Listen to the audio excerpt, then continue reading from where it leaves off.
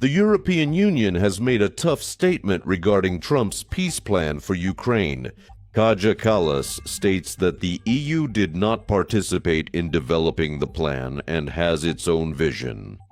You can find more information in our report. My name is Yevhen Sirov, and this is the Glavrid channel. Subscribe and give us a like. Let's get started.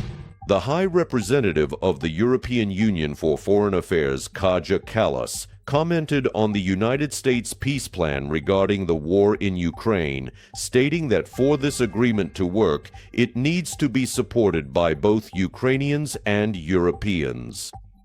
As Newsweek reports, during the opening session of the meeting of the European Union foreign ministers, which took place in Brussels, Kaja Kallas, who is the Prime Minister of Estonia, stated that Europe has always consistently supported the pursuit of a long-term and just peace, and she welcomes any and all efforts that are made to achieve this important goal.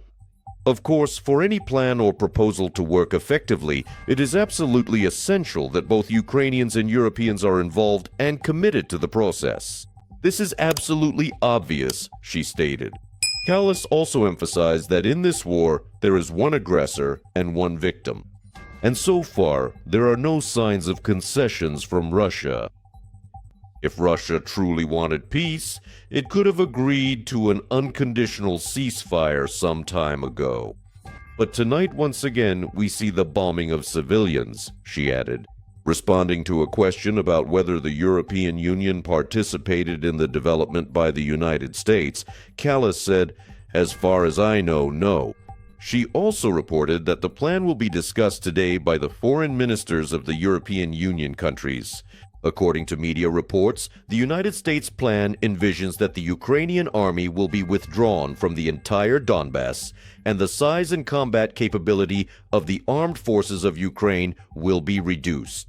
Trump's plan also obliges Russian troops to return part of the territories they have seized in the Zaporizhzhia and Kherson regions.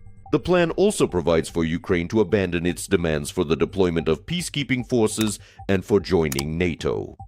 In return, Moscow undertakes not to attack Ukraine or other European countries and will enshrine this promise at the legislative level. According to the publication's sources, the plan stipulates that Ukraine will hand over the entire eastern Donbass region to Russia, including territories currently controlled by Kyiv. Ukraine will have to agree to forgo NATO membership for at least several years. Kyiv will not be allowed to host international peacekeeping forces on its territory.